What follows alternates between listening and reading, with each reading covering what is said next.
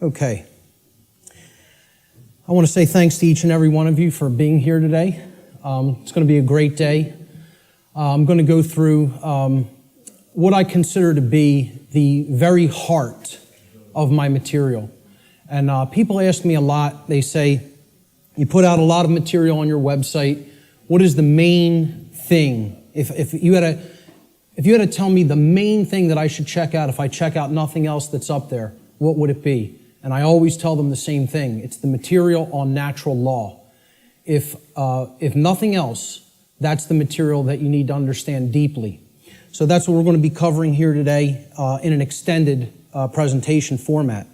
I want to go through a few things before we actually get started. So I call this section Before We Begin. And the word begin is actually important here because that's really what this presentation is actually about. It's initiation. This is an initiation into really, really deep, esoteric material that has been hidden from humanity for millennia. So I just want to ask people before we get started, how many of you are new or relatively new to my work? By a show of hands, please. That's excellent. This is great. That is great news. I am so glad to hear that. Okay?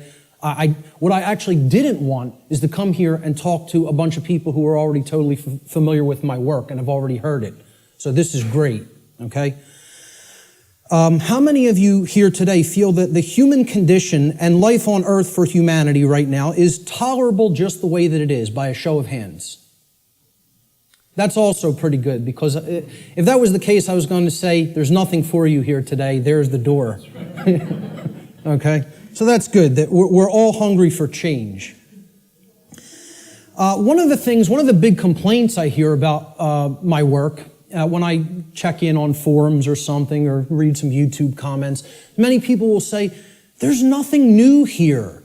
I've heard this before somewhere else. This person covers this. I've read this in this book.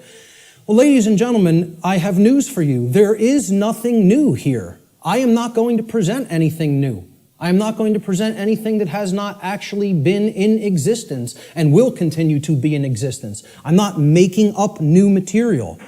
I call myself, I would refer to myself, Art said it the other day, actually yesterday when we were having dinner. He said, I consider you an aggregator of material. And I love that term. I love that description of what I do. I am an aggregator. I bring things together into a tapestry and then help to explain it in simple and easy to understand terms so that people can readily absorb it, take it in, and then do something with that information. So you will not be seeing or hearing anything new here today. Okay? As the old saying goes in all of the old mystery traditions, there is nothing new under the sun. And what that phrase actually means, many people don't know what that phrase means. It means that the truth, it is singular and eternal. Truth has always been here among us, and it will always be here. It is our perception that must be aligned with it. So there's nothing new you're going to hear today, okay? These are eternal truths that have always been here among us. Another aspect I want to cover before we get started is about my presentation style. This is another thing that I get a lot of complaints about, and it's something that I have no intention of changing. Okay? My presentation style has been described by some as extremely intense and at times even combative. This is a word many people will use to describe my presentation style. Some of you here today are very likely to be angered by some of the things you may hear me say during the duration of this seminar. And I say, so be it. That's okay. If you get angry, that's okay. The fact of the matter is that truth itself, by its very nature, is belligerent. And I'll actually be putting up a quote to that nature later on in the presentation. The reason truth is belligerent is because it actually is at war. It's at war with the lie. It's at war with deception. It's at war with mind control. So truth can be belligerent. Many people don't want to hear it when they first encounter it. So I tell people all the time, I don't do this. I don't present this information, okay, to be liked. I don't do this to make friends, okay? I'm not interested in making a whole bunch of new friends. If it happens, that's great, okay? But that's not the reason I do what I do. I don't do this to be popular. I don't do this to make money. It's not a popularity contest. Telling people many things that they don't want to hear is not going to make you popular, or it's not going to make you a whole lot of new friends, okay? So those aren't the reasons I do what I do. To be honest, and I tell people this, and sometimes they get upset by just hearing this, I don't even really want to do this, okay? I don't want to do this with my life. I don't want to do this with my time, okay? As I already know, understand, and live the information I'm going to present. So I get this. I know this, okay? I don't need to keep going over this over and over and over again for my own entertainment, okay?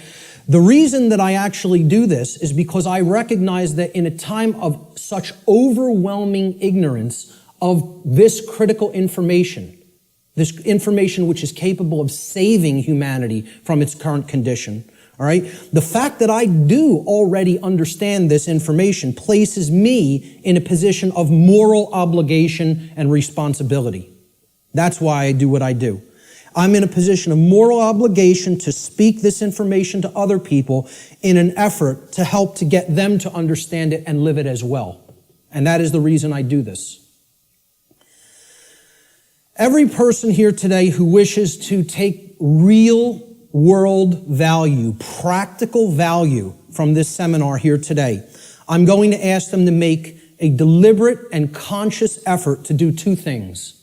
The first is try to set aside, to the extent that you are capable of doing so, your perceptions of me as the presenter, okay? And this includes things like how you think I look, how you think I dress, the sound of my voice, my mannerisms, etc. Try to set those things aside to the extent that you're able to do it. And I know that's difficult for some. And I say this because paying attention to such trivialities will detract your own mental focus away from the information that is being presented today. And that's the worst thing that could happen, because it's the information that is important, not me. Try to ignore me and focus on the content. All right? The second thing I ask people to try to do is to be consciously aware of any of your own impulses that you may have here today, to immediately reject the information that is being presented in this seminar based solely upon your own initial emotional reaction, your initial emotional response to this information, okay? This is a logical fallacy. Okay, you cannot think with the emotions. So if you hear something you don't like or that angers you, that's okay. Feel the emotion. But don't just immediately say, that can't be true. And don't believe me either. It's about checking it. It's about a process of truth discovery. It's about doing your own due diligence and actually researching this material. Okay? But if you try to gauge the veracity, meaning the truthfulness of this information, solely based upon how it makes you feel when hearing it, you are committing a logical fallacy. Okay? So I ask people to try as much as possible to suspend immediate reactions of disbelief. Okay, and saying, no, I don't want to accept that, no, it can't be true, based on how something may make you feel that you hear today. That's very important to keep in mind. And lastly, this information, the entire seminar, is a tapestry. Okay, it's like pieces of a huge jigsaw puzzle. All right? It is meant to be seen and taken as a whole in its entirety. Now, I know I'm asking a lot here too, because it's going to be a long day. Okay? And my goal here, my work here, is to keep your interest and your attention and your focus throughout the entire course of this seminar. And that's a challenging thing to do. But what I'm asking people is, you have to try to see it as a whole. Because if you took the time to be here and you gave a monetary donation to be here, I'm highly recommending that you stay for the whole duration of the seminar. There's a reason for that. You're only going to get the full tapestry, especially if you're new to my work, by hearing this information in its entirety, okay? So if you don't do that, you'll probably not recognize the patterns, which is what this is all about. That's what this day is all about, pattern recognition, okay? that are inherent to this tapestry of information. And more likely than not, you'll have wasted the time that you took to be here today and wasted the money that you spent to be here today. So I don't want anybody to waste their time and their money and their attention, and I don't think you do either. So that's why I'm asking people, stay for the whole thing. You'll get the maximum value out of this seminar if you stay for its duration. So with that having been said, let's jump into the material. This presentation is called Natural Law, the Real Law of Attraction, and How to Apply It in Your Life. And I emphasize that term, real law of attraction. Many people will be familiar with the New Age variants of the so-called law or laws of attraction. And this is going to differ quite widely from what people have heard in the New Age community and in the New Age movement regarding what the law or laws of attraction are. These are the real laws of attraction you're going to be hearing today and hopefully understanding today. So let's start in. The first section is about teachability, the teachability of the student, okay? How does a student place themselves in the best position to learn? An individual's teachability, or their ability to learn by way of being taught by someone else, is extremely dependent upon the open-mindedness or closed-mindedness of the individual being taught. Low teachability derives from arrogance and rigid skepticism. But it also derives, low teachability also derives from naivete and gullibility. High teachability, on the other hand, derives from a balance between healthy skepticism and an open-minded willingness to learn and change. So we don't want rigidly skeptical people, okay, that don't have an open mind at all.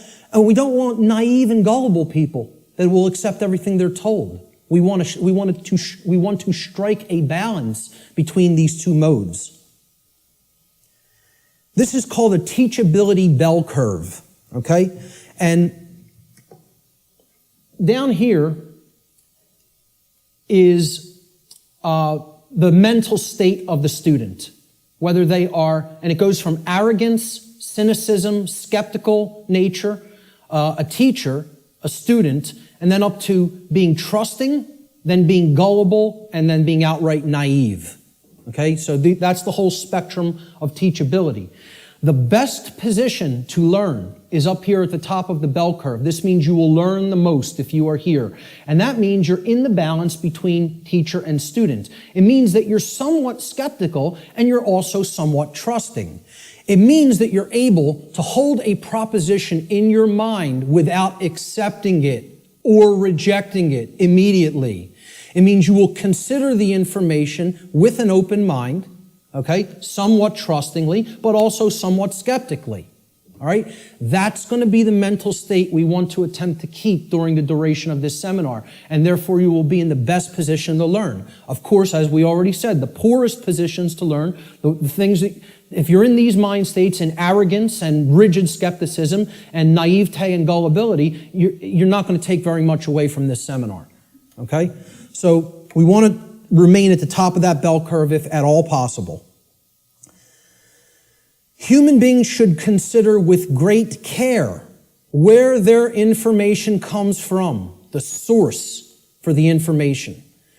And this is because by refusing to present certain information and by influencing people to dismiss, to dissuade them from looking into certain information because they're telling you that it's unimportant or unnecessary to consider, many modern institutions like media, like so-called education institutions, are seeking to actually control human perceptions, or let's call it outright what it really is, to control the mind, okay?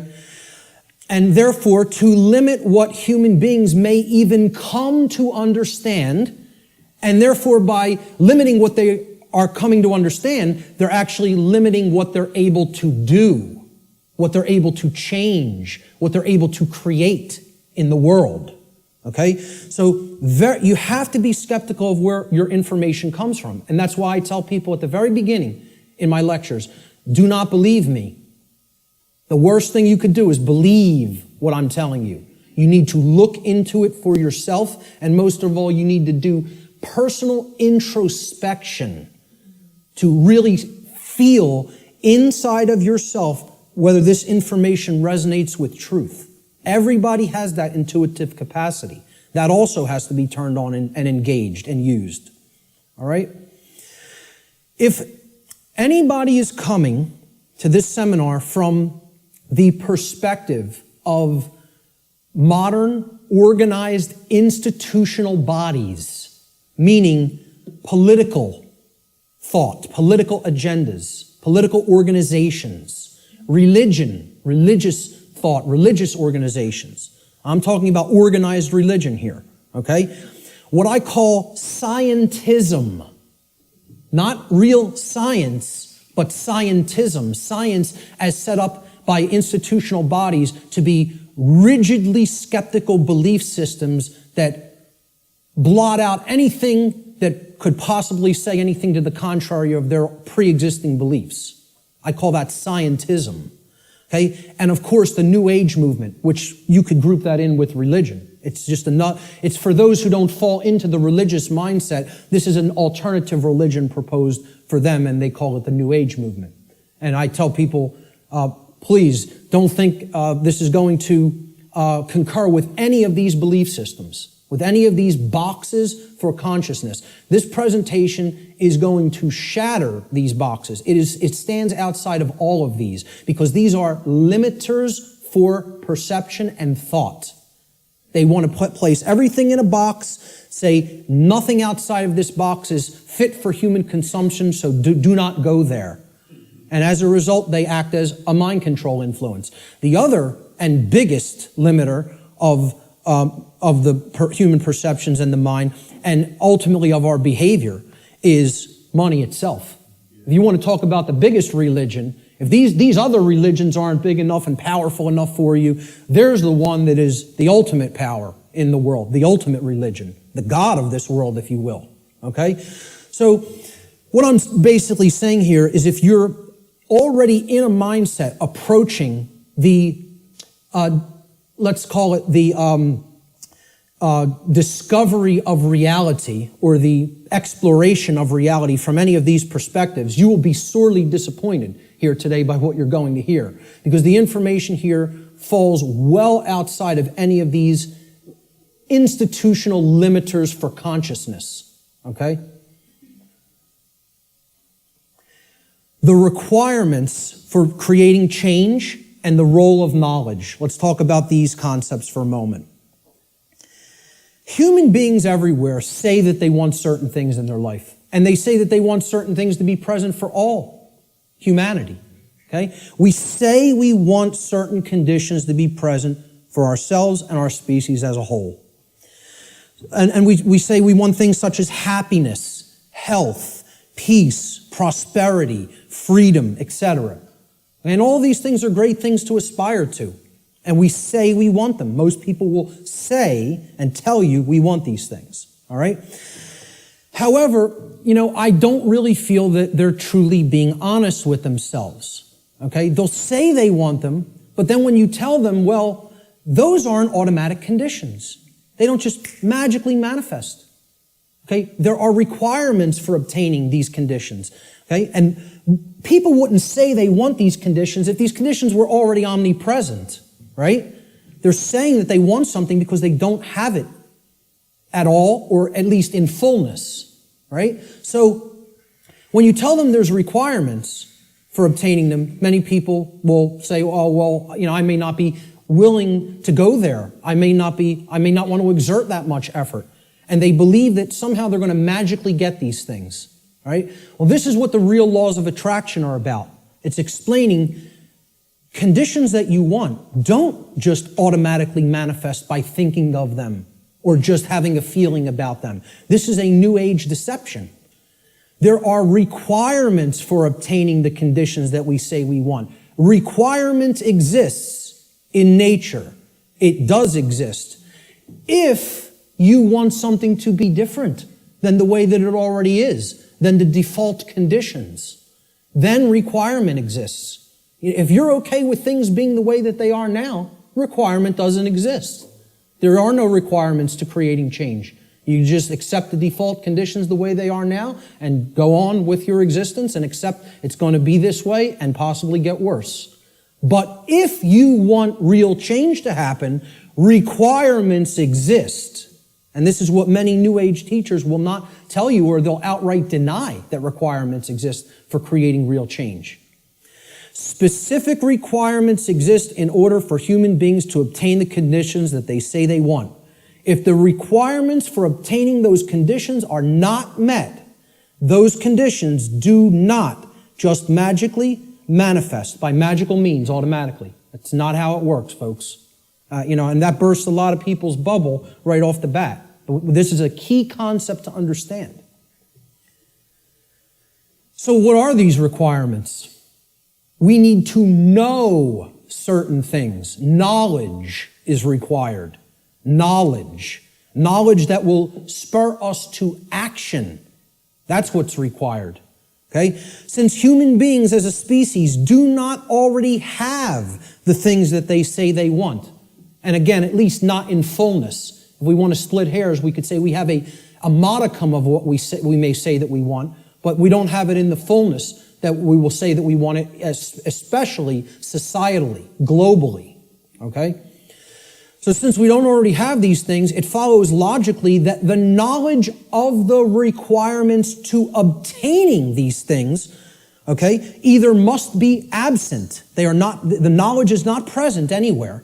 Or if it is present, if that knowledge for obtaining those things, the requirements for obtaining those things, if that knowledge is present, then it must be willfully being ignored. It is here, and yet people aren't paying attention to it. They aren't taking it in and accepting it and doing anything with that knowledge. So they're ignoring it because it's uncomfortable.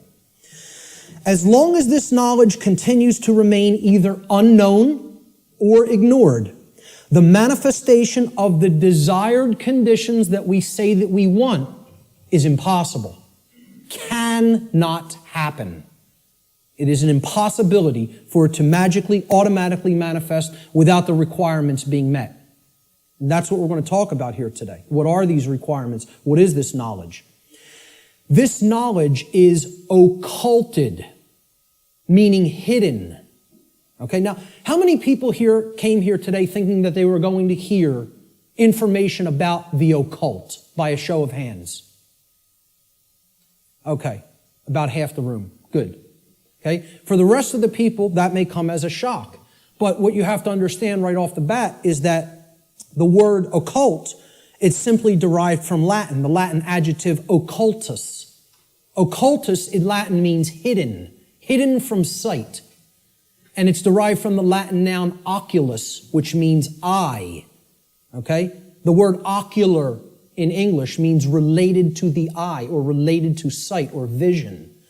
So what the occult is something, it is a body of knowledge that has been hidden away for a specific reason. And we're going to get into what that reason is.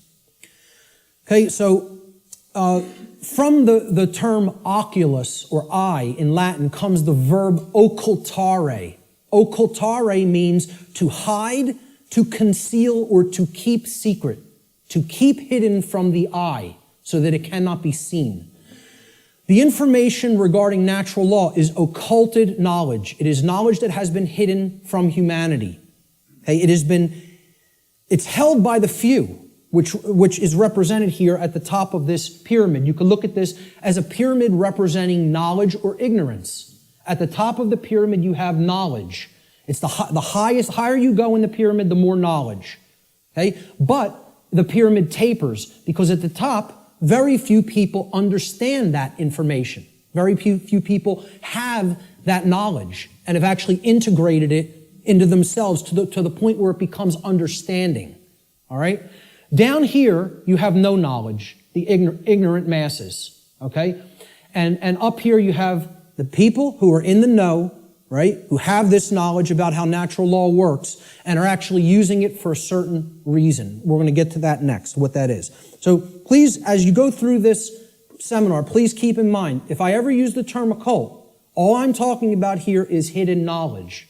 That's what it means. Occulted knowledge is hidden. Now, why would anybody want to hide knowledge that is extremely important? Well, there's a very specific reason, all right? But before we even get to that, we have to talk about what is this occulted knowledge? What is the body of knowledge? What does it comprise? When I'm saying the occult, the knowledge of the occult, what do I mean by that? All right? Occult knowledge constitutes two things. There's two general bodies of occult knowledge. In the actual mystery traditions and in occult schools, they talk about these as arcana, A-R-C-A-N-A, arcana. The word arcana is also Latin. It means knowledge. Okay? That's all it means. So there's two bodies of knowledge. There's one body of knowledge in the occult called lesser arcana, the lesser arcana or the minor arcana. This means the knowledge of the microcosm, the knowledge of the small things. Okay? It doesn't mean it's less important. It means it's dealing with the individual units of consciousness. The human psyche, the psyche of the individual, okay? So the first major body of occult knowledge constitutes knowledge of human consciousness, how it works, how it operates, what our motivations are, things like that, okay? The second body of occult knowledge is called the greater arcana or the major arcana, all right? And again, this doesn't refer to that it's more important. It refers to, it is the macrocosmic understanding, the understanding of the very large laws of nature that govern the macrocosm, okay? So universal laws are part of the greater arcana of occult knowledge. And what I call here today, under the umbrella, the term natural law, falls into that second category of greater knowledge, the greater arcana of occult knowledge, okay? And what these natural laws are unseen and universal spiritual laws. We could talk about the word natural here too. Natural is derived from Egyptian and other Middle Eastern tradition languages, okay? The word neter in Egyptian, which would have been spelled without vowels, if we transliterated it, it would be N-T-R in English. Neter means spirit in Egyptian, in ancient Egyptian.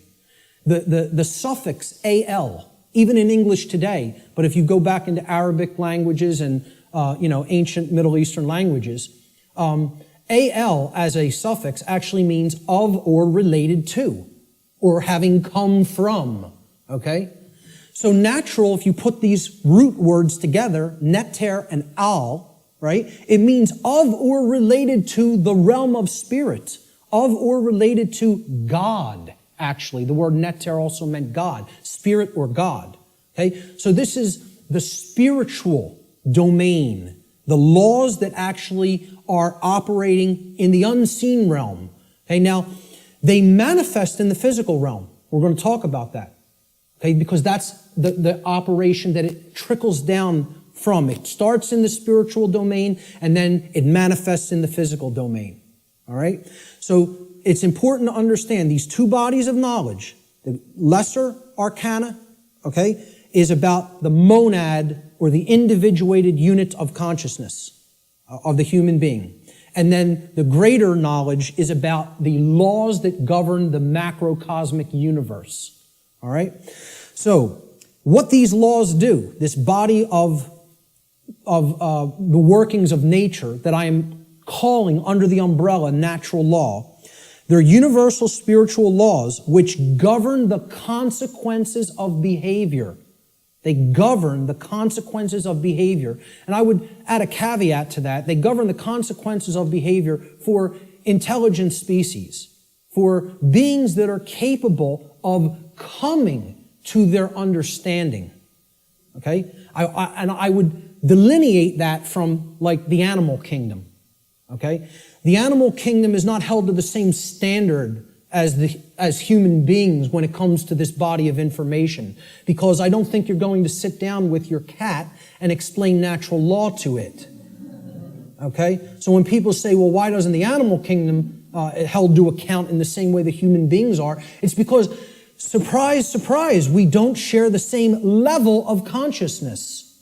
Okay? There is differences in levels of consciousness and abilities to comprehend information and to actually know how something works. Just like you will not be explaining physics to your dog anytime soon, okay? You're not going to explain natural law to the animal kingdom and have them grasp it because they're not at the same level of consciousness as we are. Okay? So we are held to a different account when it comes to natural law. It governs human behavior. It would be an easy way of saying it. This body of knowledge has actually been called consequentialism by past researchers and teachers. And I have no problem with that term. I've actually looked into consequentialism, and it's quite similar, okay, in its scope and what it teaches. It's been called karma, karmic law, in many Middle Eastern and Eastern traditions, okay? And I have no problem with that term for it either. It has been called in some of the Western traditions and Christian traditions moral law, and I have no problem with that term either. Religionists have called it God's law, and I have no problem with that term either.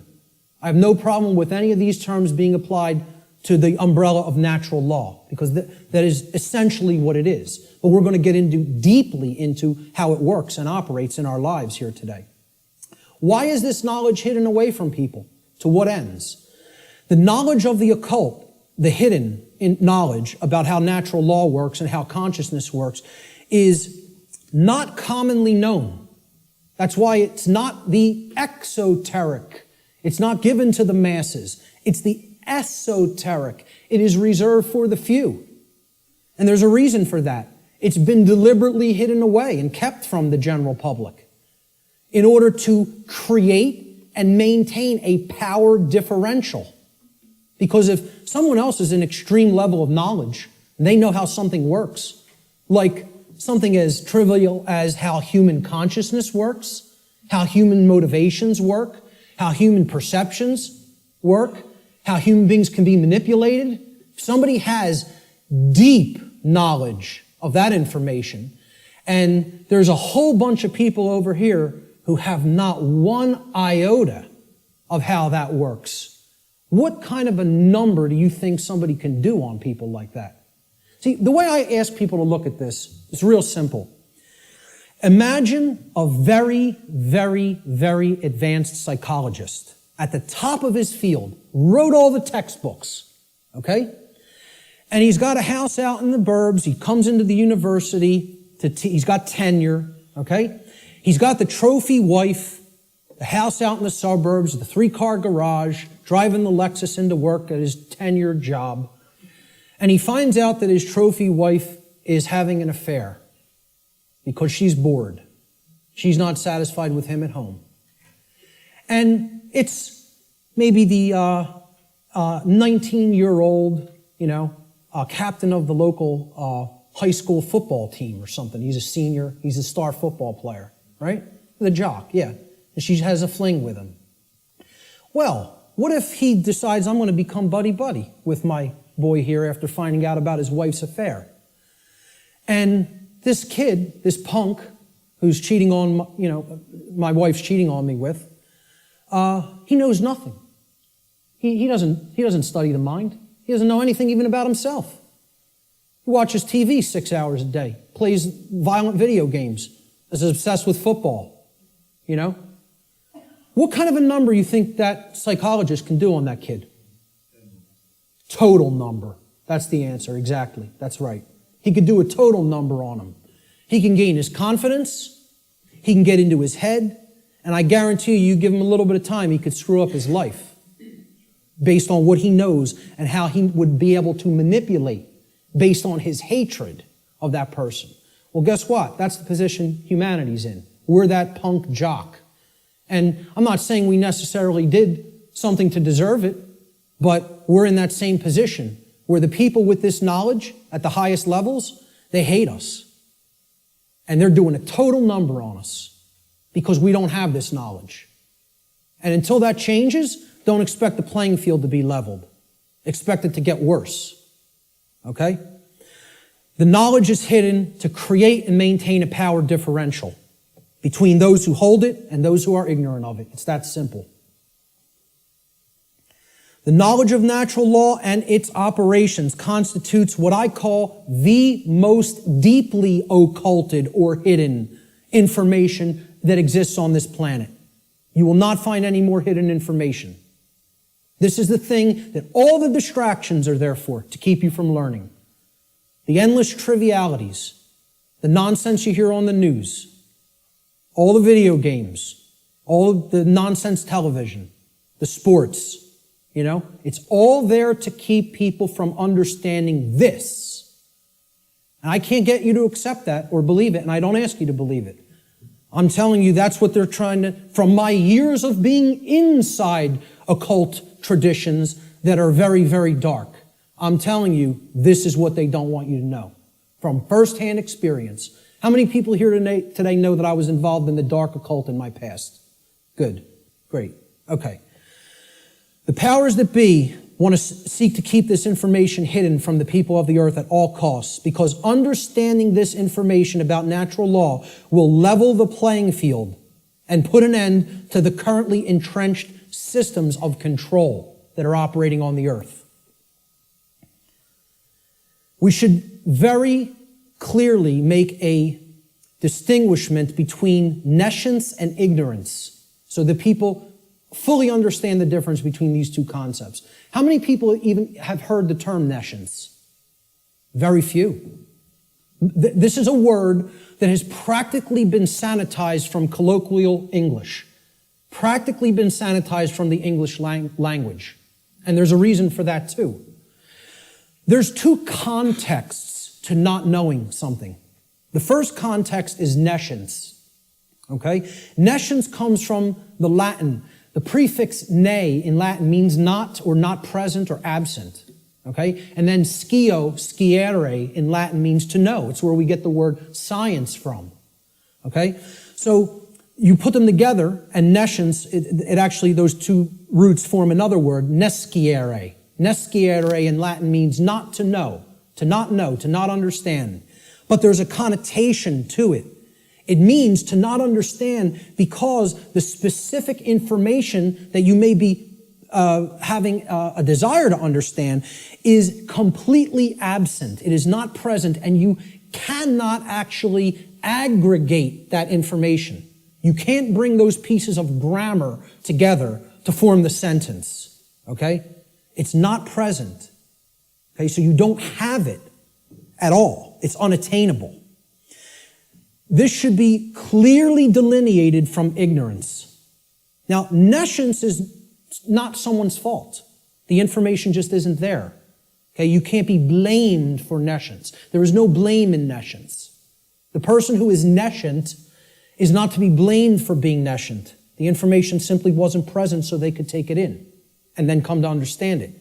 Ignorance carries blame. This is another thing. People want to think in the New Age movement there's no such thing as. Nobody's to blame. And that goes to that there's no cause for anything that's happening, as you'll hear a lot in the New Age circles. Okay? I very strongly put down these notions, or attempt to. Okay? There are causes and effects. There are people who are responsible for what is happening. There is blame. Blame exists. Okay?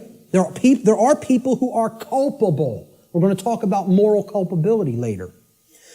So ignorance has blame attached to it and responsibility attached to it. Okay? It comes from the Latin verb ignorare in Latin. And this means not to know, just like nescience means not to know, but in a completely different connotation. The connotation of ignorance means you don't know even though necessary information is present and right there before you, because you have willfully refused or disregarded that information. Whether you've refused it because it made you feel uncomfortable, or whether you disregarded it because you felt that's not important for me to know. I don't need to know that. Or you feel you already understand something that contradicts with what's, the new thing that you're hearing or seeing. Okay? So when you willfully disregard something, okay? If I wanted to willfully disregard the gentleman sitting in the front row, he's present. I could just pretend he's not here and ignore him.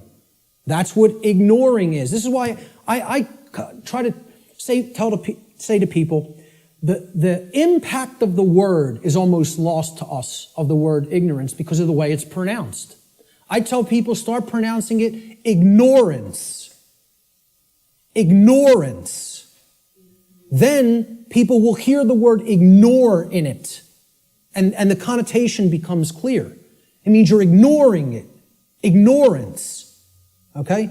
That's how I like to say it now, because the connotation is clear that way.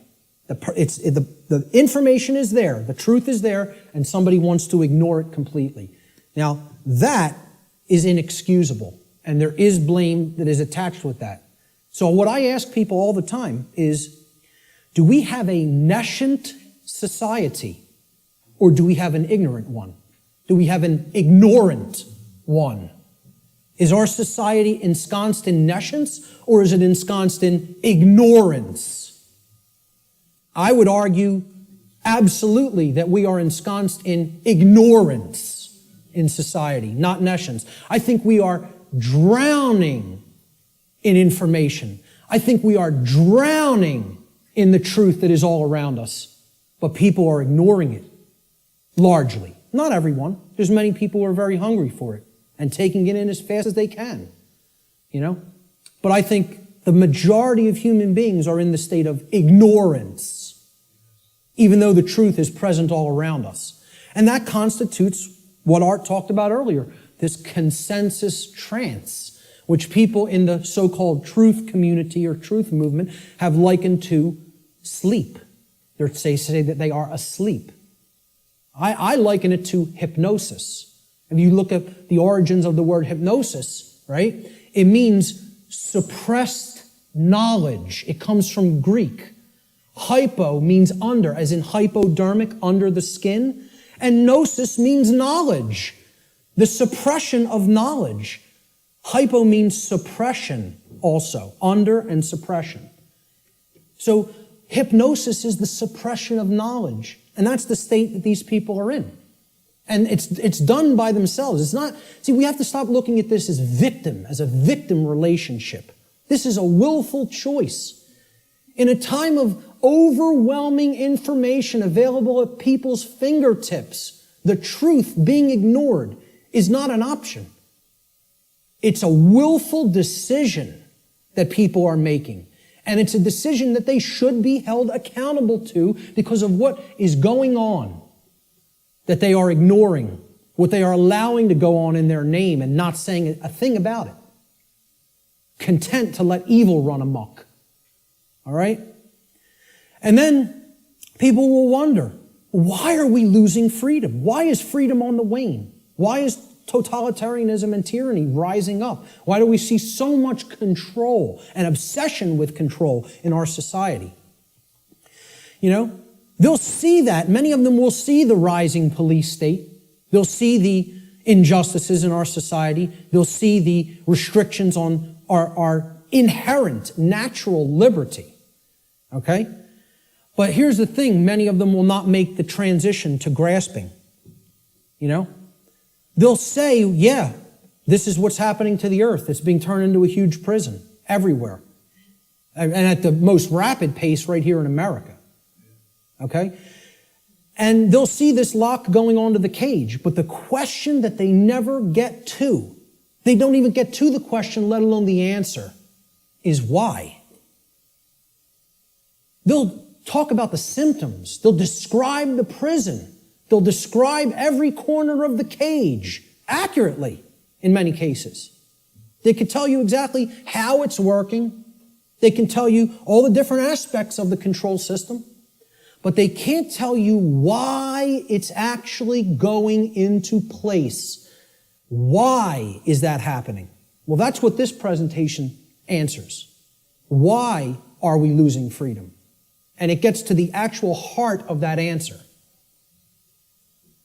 So what this presentation constitutes is a master key that unlocks all the locks to all the doors on all the cages in the prison, if it is accepted.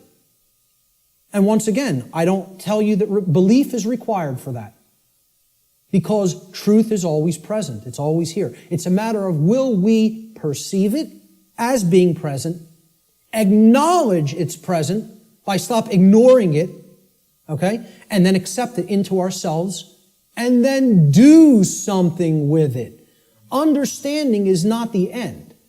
Taking in the knowledge and understanding it is the beginning. Action is required. See, knowledge is required, understanding is required, but then action is finally required. Above all, if change is to be created. And that's how the laws of attraction really work. So, will people as a whole, as a society, accept that master key? I can't answer that question. All I could do is try to place it into their hands. After I have taken that key and unlocked my personal prison, my personal cages, and freed my mind, all I can do is try to help people to see, here's how this key works. Here it is. Here's the information that constitutes that key. And here's how you put it to work in your life. That's all I can do. Can't make anybody take it. Let's look at what problem solving entails, because that's really critical to understand if we're going to get past this stage and where we're at in our stifled evolutionary development as a species. There's a few main steps to solving problems, any problem. Doesn't matter what the nature of the problem is. The first is you have to recognize that the problem exists. Recognize that there is a problem to begin with. And I think by asking the question, is everybody content with the way things are? And nobody raised their hand. I think that's great, because it at least acknowledges to me the people here today recognize we have a problem. And that's healthy. That's good. Okay? Many people out there don't believe we have a problem. You know, they like this place. They like the world the way that it is.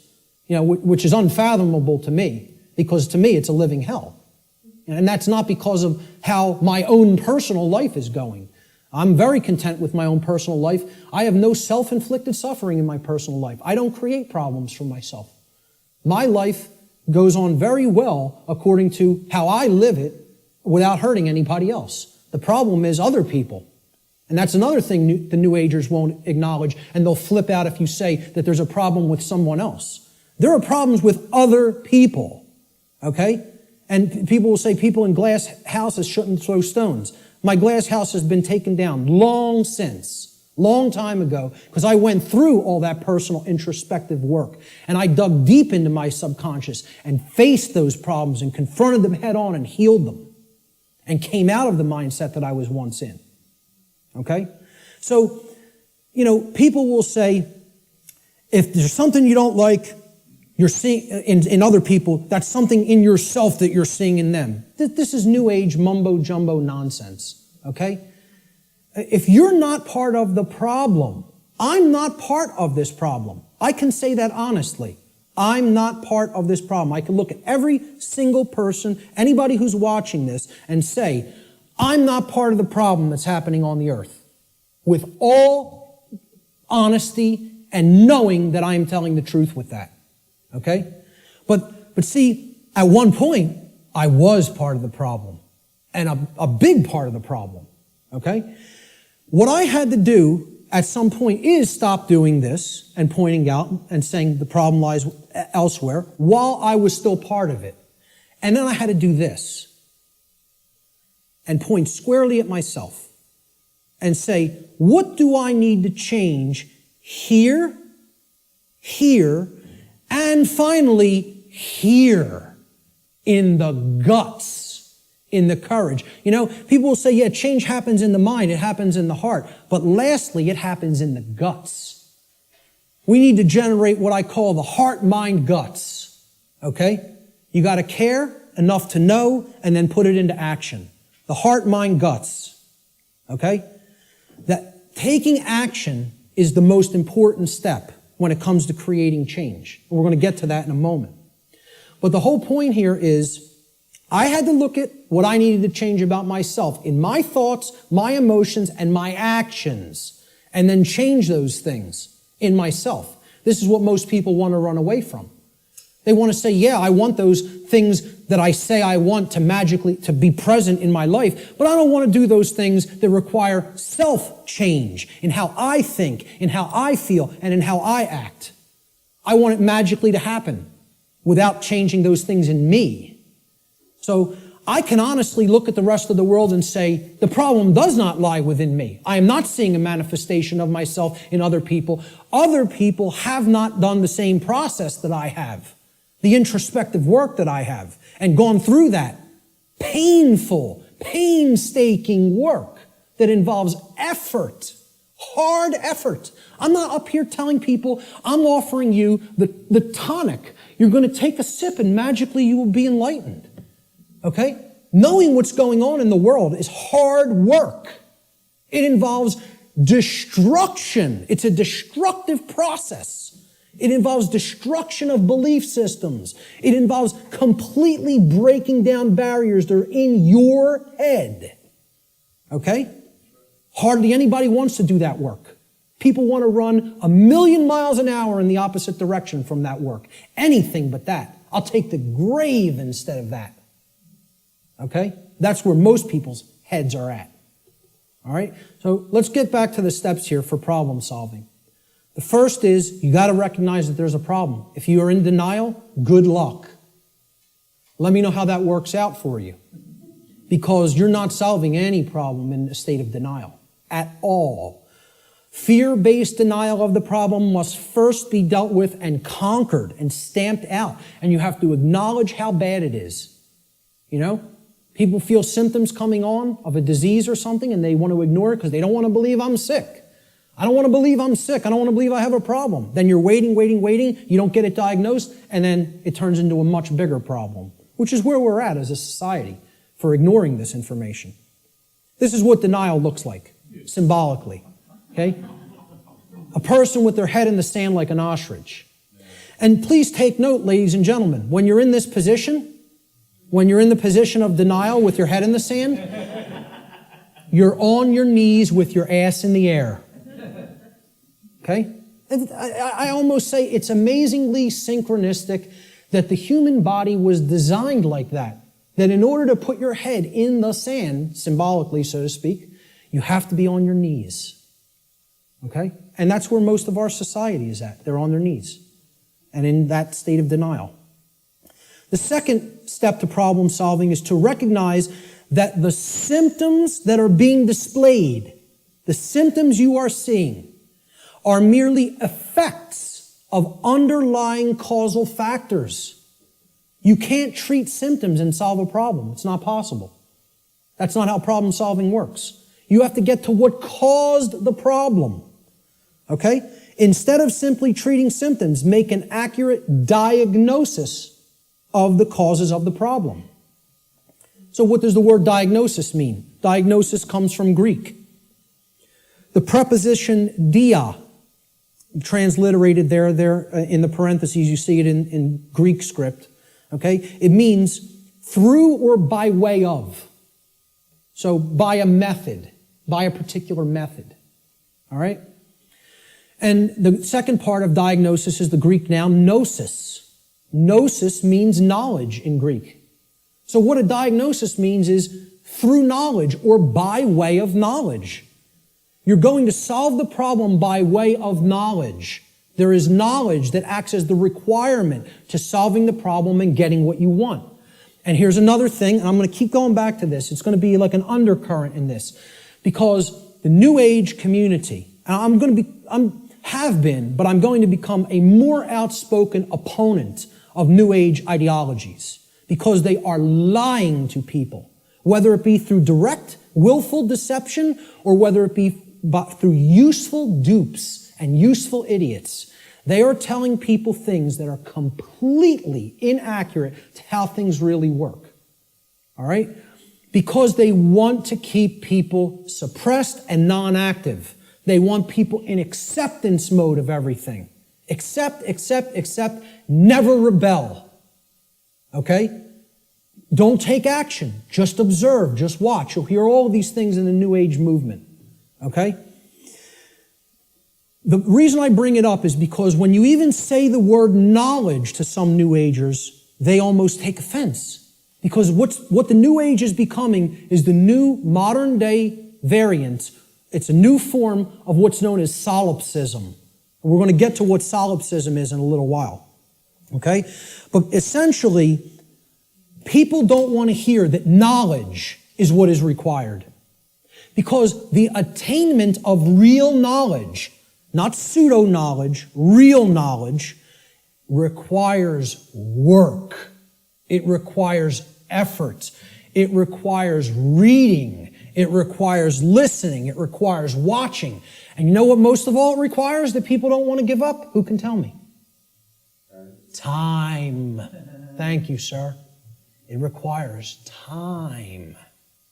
There's one of the currencies people don't spend, on many things that they don't feel they can get immediate gratification from, which is why immediate gratification is so stressed in our society by the control system.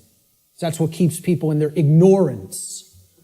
So a diagnosis means if you're going to get well, you got to have the knowledge of the underlying causal factors that led to the creation of the symptoms. You're not going to treat the symptoms and get well. You got to have the knowledge to get to the causal factors, to find out what cause put this into effect. And we're going to talk a lot about cause and effect.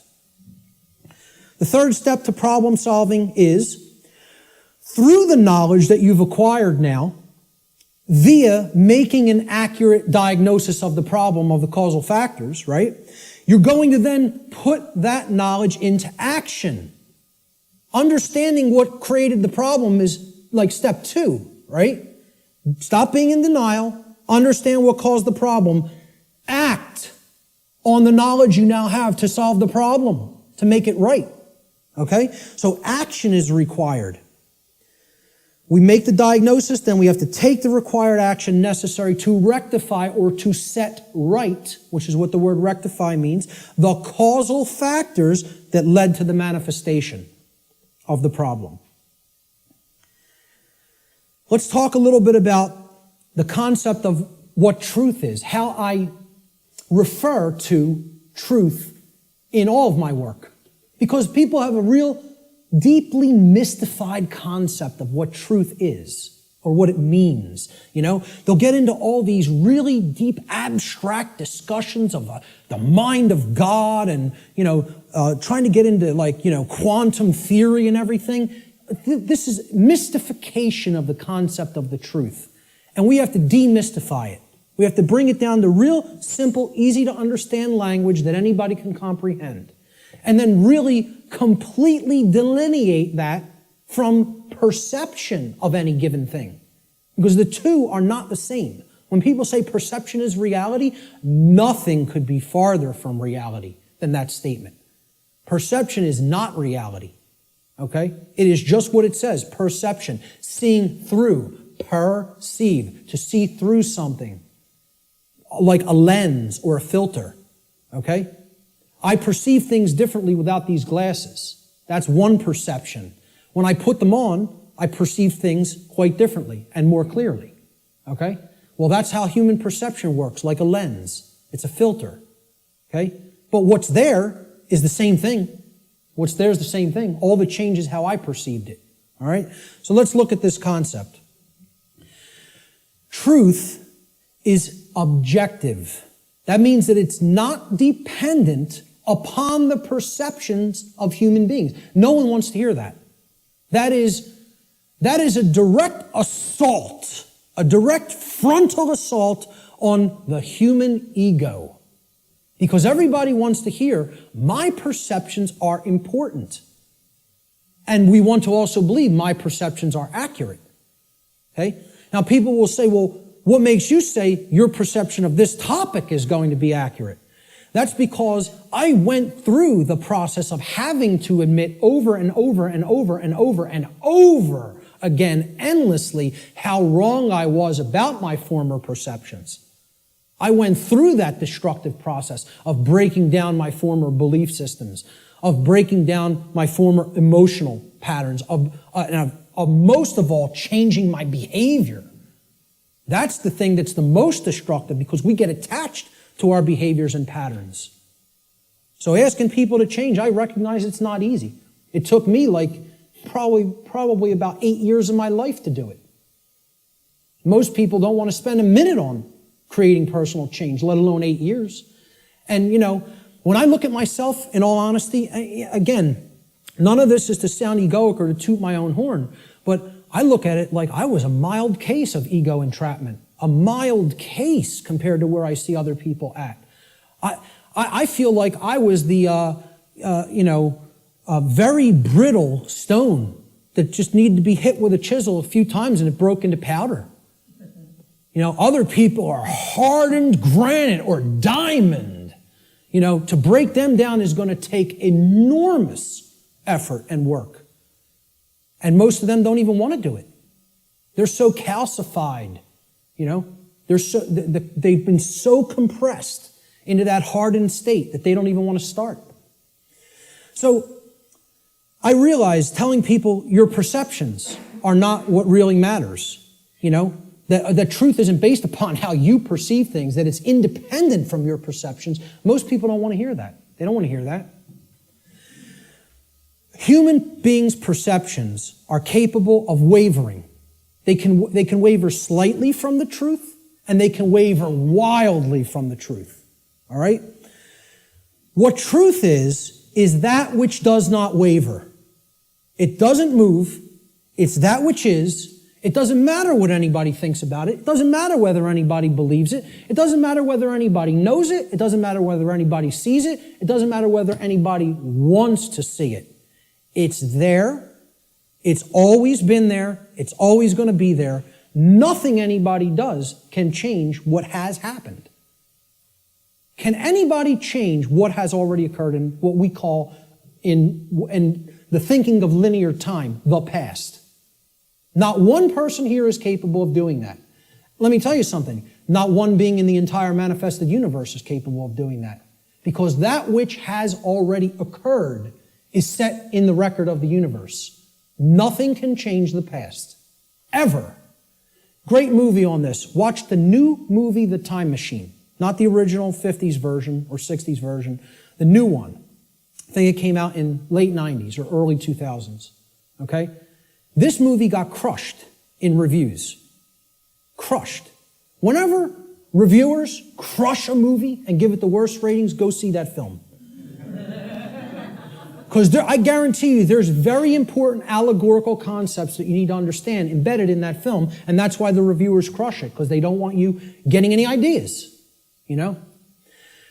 This movie got crushed in the theaters, and I'm telling you, it's one of the best films to understand the concept of the absolute impossibility of changing the past.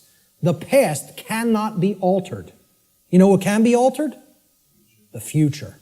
That's what that movie's about. And you know where the alteration of the future begins? In the present moment. That's exactly right.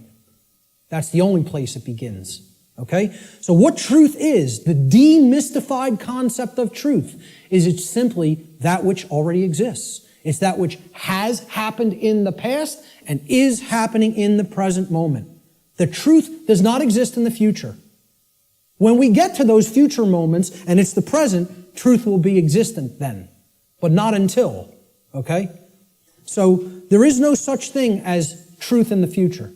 Truth is that which has occurred in the past and that which is occurring in the present. It is simply that which is and that which has been. Please recognize when I use the word truth, that is all I'm talking about. I'm not talking about the mind of God. I'm not talking about the entire reason for the existence of the universe. I'm talking about the events that have taken place in the past and are taking place in the present. That's all. And guess what? That's all the truth is. It doesn't need to be any more complicated than that. Okay? You want to make it more complicated than that, call it something other than truth so as not to confuse people to what truth really is. Truth versus human perception. Okay? Now, I want to ask people to imagine, see these white lines? Imagine these white lines that do not waver as truth. And imagine that the perception that is set against the truth, we're going to take three different individuals. This is individual A, this is individual B, this is individual C. Okay? Their ability to perceive what has occurred and what is occurring is what I would refer to as consciousness. Okay? Consciousness is a being's ability to recognize patterns and meaning with respect to those patterns. Meaning you have an accurate understanding of what's taking place within and around you, or you have an inaccurate understanding of what's taking place in and around you. If your consciousness is high, meaning it's at a high frequency, okay, that means you're going to have more of an ability to understand and recognize the patterns. If your consciousness is low, you're at a low frequency, you're going to see the pattern less. You're not going to accurately perceive. So I liken this to a waveform. In simple, physics, a wave, this is a simple sine wave, okay? It has its crest here and its trough here, okay? And then the pattern repeats, goes up to the crest, down to the trough, and it repeats over again. The distance between the either crests or troughs of the wave is called the wavelength, okay? The longer the wavelength, the shorter the frequency. What that means is how frequently is it going to be intercepting the line that represents truth? How frequently is it going to be aligned with this line, which we are calling truth? Okay? Now, can everybody just, with that explanation, understand this simple model and what I'm talking about here? Is that clear? Okay, because it's important. Because this is a low frequency vibration. It's a low frequency wave. A wave like this, if it was an audio wave, would produce a low frequency, would produce a low bass tone. Okay? As we go up to a higher frequency, you can see the wavelength is shorter, meaning that it intercepts the line which represents truth much more frequently. We can count them. 1, 2, 3, 4, 5 here. 1, 2, 3, 4, 5, 6, 7, 8, 9 there. Okay? So this is a higher frequency vibration. And we go up to an even higher frequency. Let's say person C has this consciousness. They have a higher frequency. Okay? And they're intercepting the line that represents truth much more frequency. I won't count those out because there's a lot of them, okay? The higher the frequency, the more in tune with truth we are. What would happen if this frequency became infinitely high? What would it become? It would be indistinguishable from a line. And therefore, someone would be aligned to that which is. The higher the level of consciousness or frequency, which is their perception of reality being accurate, okay? Not wavering as much from the truth, because it's hitting it in more places. We would basically, this wave would turn into a line at some point, the higher the frequency went. Think about this in sound, right? You hear a low bass tone, it's like, then it goes up, and it would go eventually outside the range of human hearing, because the frequency went so high. Same concept here. The higher the frequency, the higher the perception of reality, the quality of the perception is going to be. Okay? The concept to keep in mind here is perception is not reality. It's the filter we see reality through. What the human being's work is to do is to align their perception to the reality which exists, which is truth. We need to set aside what we want the truth to be and look at what it is. What it is altogether different than what we want it to be. But until we recognize what it is, we're not even in a position to make an accurate diagnosis of what's going on and therefore create what we want it to be. So I'm going to give the first quote here, comes from a gentleman I personally greatly respect. How many people are familiar with Travis Walton, by a show of hands? Hardly anybody in the room. Wow, 2 people. Amazing. And I know Barb is in the back because we've met him personally. I spoke with this gentleman at a conference last year in 2012. And I just want to say, I just think he's a totally genuine individual. I don't care what anybody thinks of me saying that, okay? I believe him. Do I know factually that what he claims happened to him did? No, I do not. But I believe what he is saying for a reason. when I am around somebody, especially for any length of time, I think my intuition is good that I can get a feel for their heart. Okay? And when he's telling you stuff, it's very consistent. And in his book, he asks people, you need to listen to my whole story, suspend your disbelief for a minute, and then do your research and then make a judgment call. Do you want to believe me? Do you think I'm telling you the truth? Do you think I'm lying to you? And then make up your own mind. Okay? And who Travis Walton is, he claims that he was an abductee, that he was taken on board an extraterrestrial craft at a point in his life. He disappeared for days. They were out looking for him, and his best friends were accused of murdering him. And he shows up 5 days later in like deplorable conditions, out on a country road someplace. But anyway, again, I spoke with him back in 2012.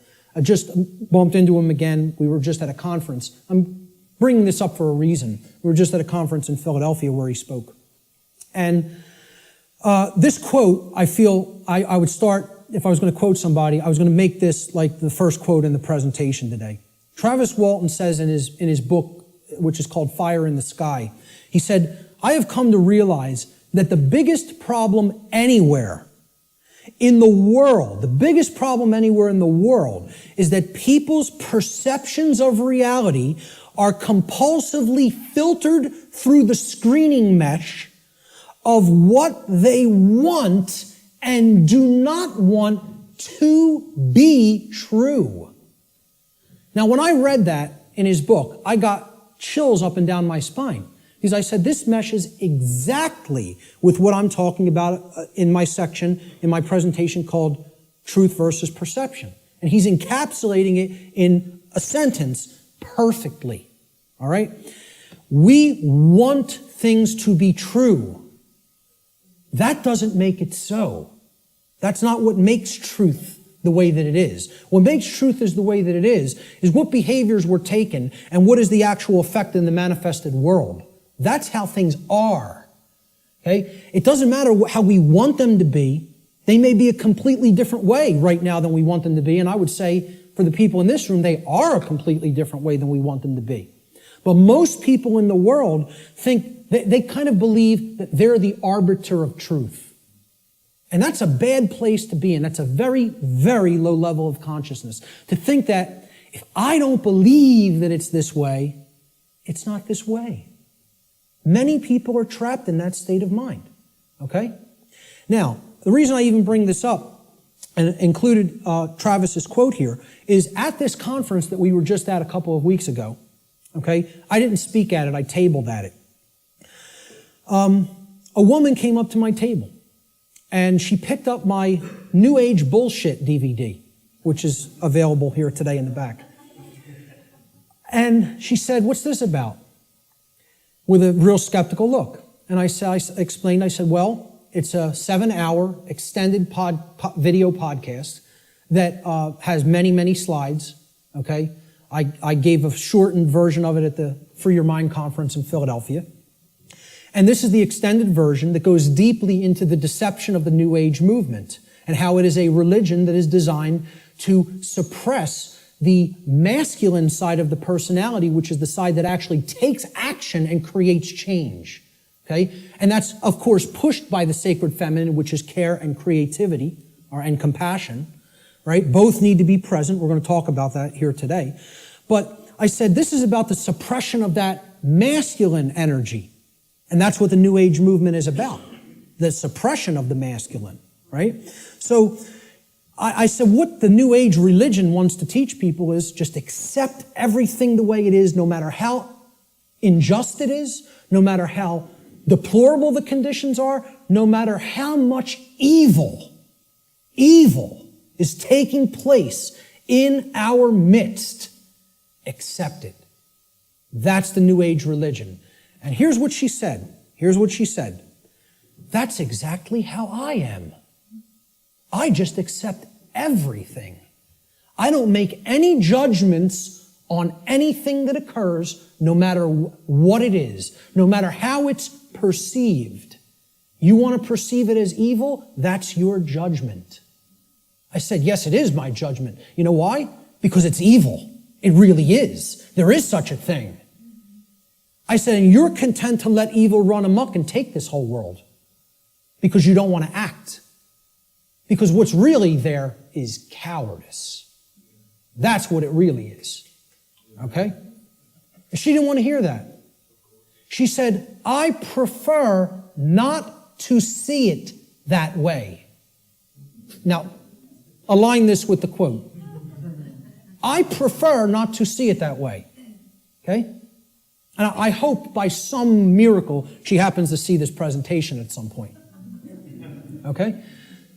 And, you know, in hindsight, I didn't say this to her on the spot, but I thought about it for a little bit the next day. And what I should have really said is, no, you prefer not to see, period. That's the truth. Okay?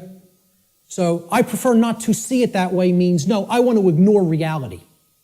I want to believe what I want to be true is the way that it already is. And this is what the New Age hoax is peddling to people. Okay?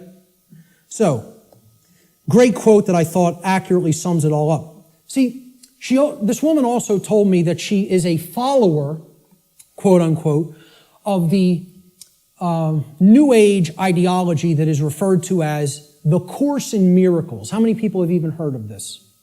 A lot of people. Okay? You know what that is? It's called solipsism, wrapped in a nice, neat new package.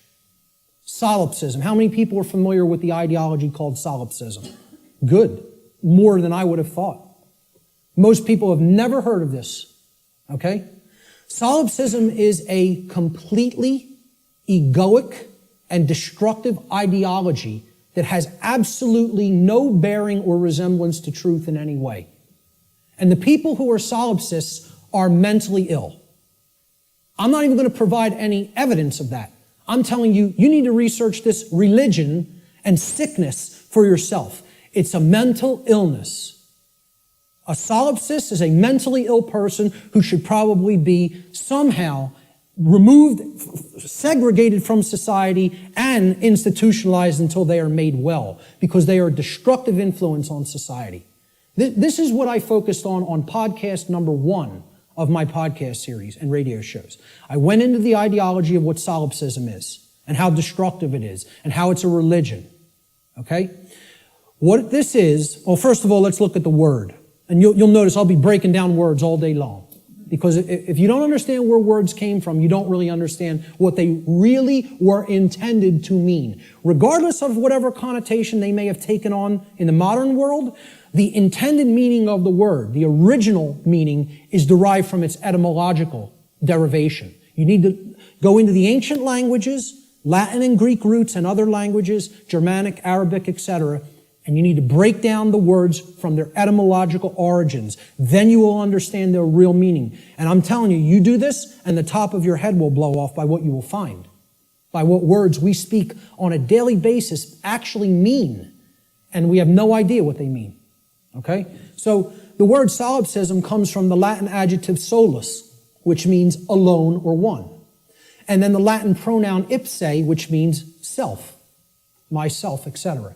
Okay? The ideology of solipsism is that nothing exists outside of me. I'm the only being that exists in creation. Or essentially, it's another way of saying I'm God. Okay?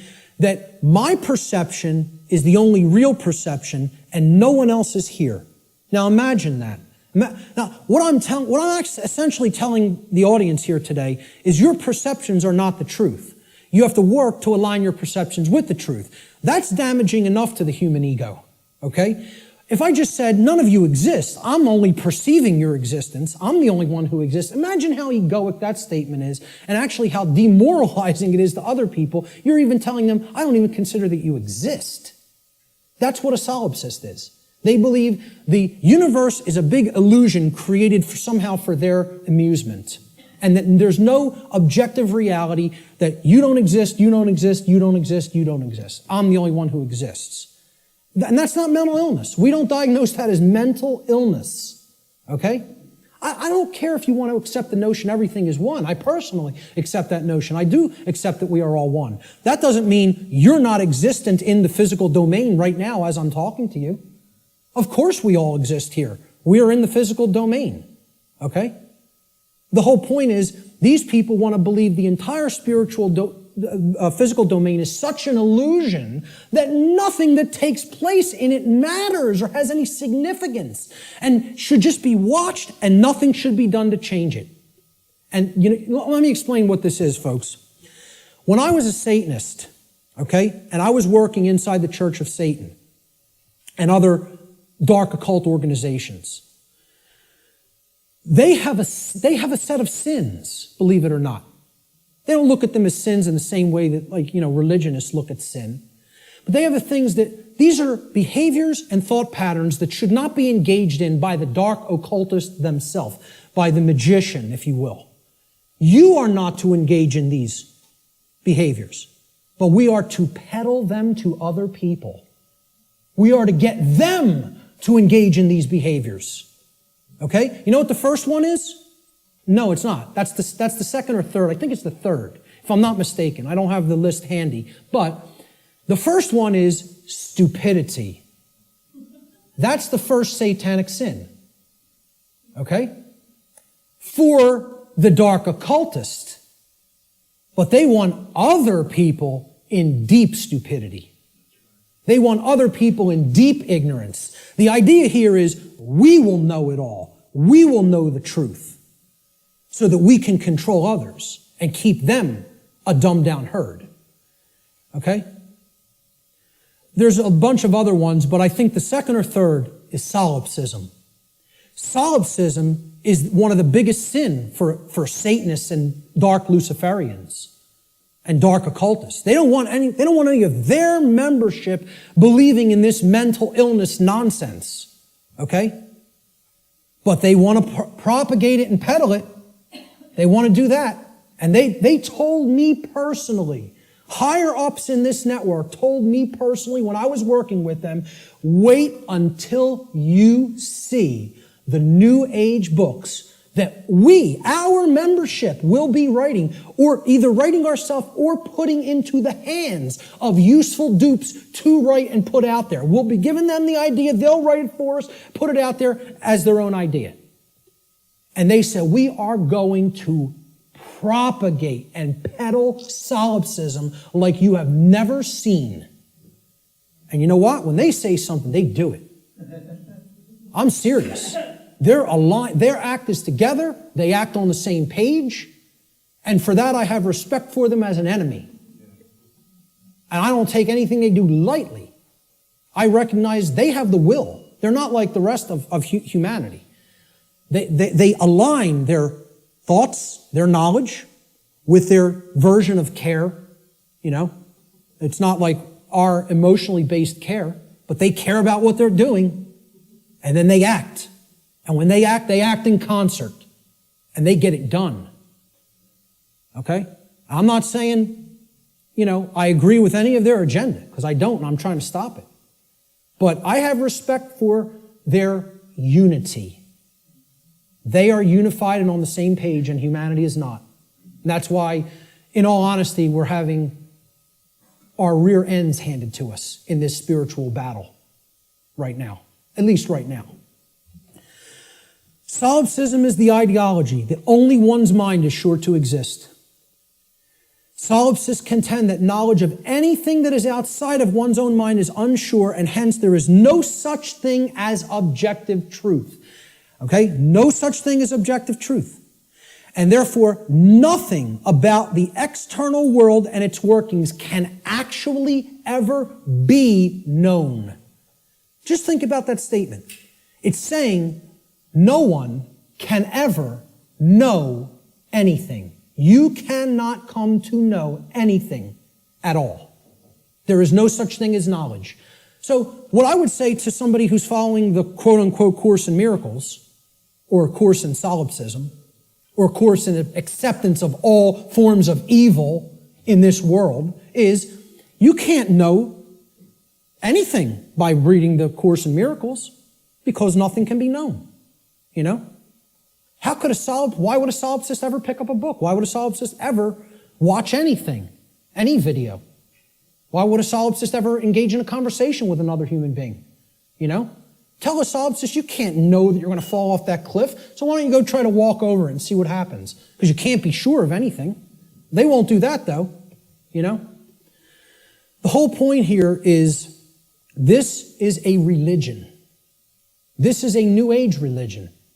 And I'm telling you who it's peddled by. It's peddled by the occultists who have the knowledge of how natural law works and are trying to put out whatever ideologies they can, destructive ideologies they can, to get people not to understand it. Or to even go so far as to believe that nothing can be understood. Why would you bother to look into natural law? Nothing can be known. It's unbelievable that anybody would be so gullible and naive to fall into this mindset. Let me just tell you what it really is. It's a person who has given up on life. They feel that it's so difficult to know anything and they don't want to do the work to come to that level of knowledge that they've just said, I don't believe it can be known. That makes me feel more comfortable in my ignorance and laziness. That's the truth about what solipsism is. Okay? And that's the truth about my friend I bumped into at the MUFON conference. And I'd say that to her face. Okay? So, we have to realize we're battling this force. This religion is on the rise. Solipsism is on the rise. More people are becoming solipsists or solipsistic in their beliefs, in their thought processes. Let's look at some basic definitions and working definitions. Now, first thing we're going to define is definition. Let's define what a definition is, okay? A definition is an exact statement, a statement of the exact meaning of a word, all right? We're looking for an exact meaning, not a connotation, not a maybe or a like or a somewhat. We're looking to narrow the focus. That's why it definites it. It makes it finite. We're taking it not infinite, we're finiting it. We're making it finite, okay? We're actually limiting through words what something means so we can be clearer about what we're saying, okay? It's an exact statement or description of the nature, scope, or meaning of something. Another way we could look at a definition when we're talking about visual or audio definition is it's the degree of distinctness or clarity of an object, image, or sound, okay? So why do people buy HD TV sets? They want higher definition. They want a higher clarity of the picture, okay?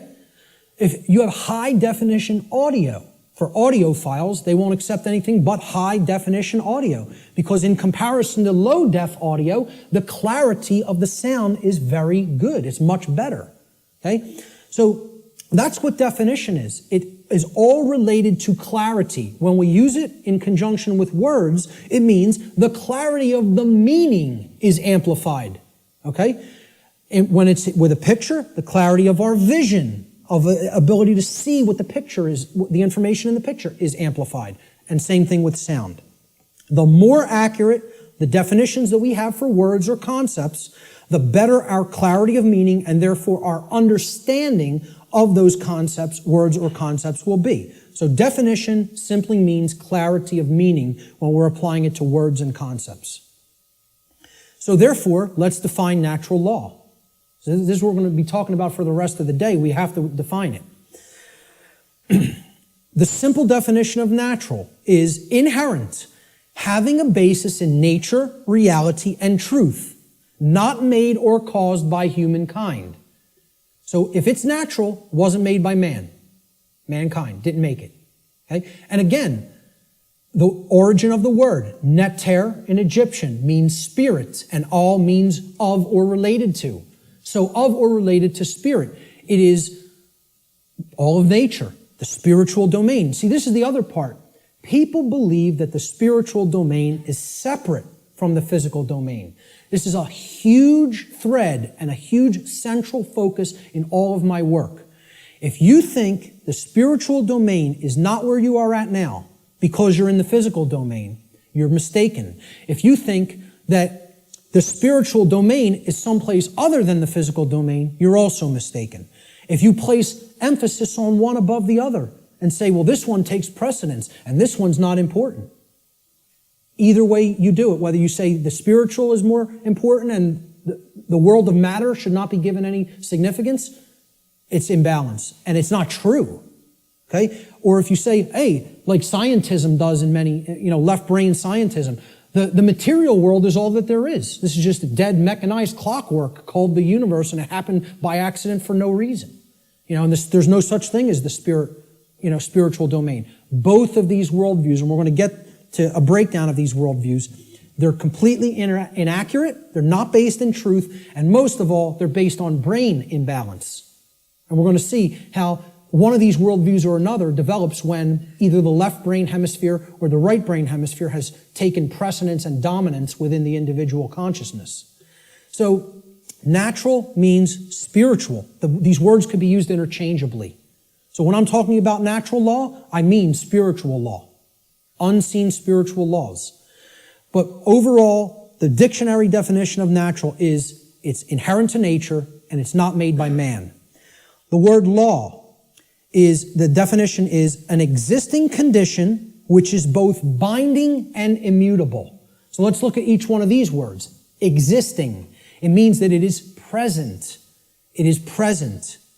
Okay? It cannot be just ignored and expected that, that doesn't make it true and it's not going to have an effect. It's there. It's present. That's why it's a law that it's in operation. That is in operation. It is binding. Binding means it has an effect. It means it doesn't matter whether you believe that it has an effect. It doesn't matter whether you understand that it has an effect. It doesn't care. And this is another big hammer to the ego. The human ego wants to hear what it wants to hear. One of the things it wants to hear is the universe cares about you. Personally. It cares about John. It cares about Bob. It cares about Mary. It cares about Elizabeth, whatever, okay? Cares about you individually as a being. Now, you could go so far as to say you believe that the creator of the universe cares about you. I'm not denying anybody or saying don't think that. What I'm saying is that the laws of the universe don't care about you. Laws have been created in this realm that work flawlessly, 100% of the time, flawlessly. Let me ask people to envision this scenario to try to clarify this. A couple are on a picnic. They're out in a state forest or something like that. They're on a picnic.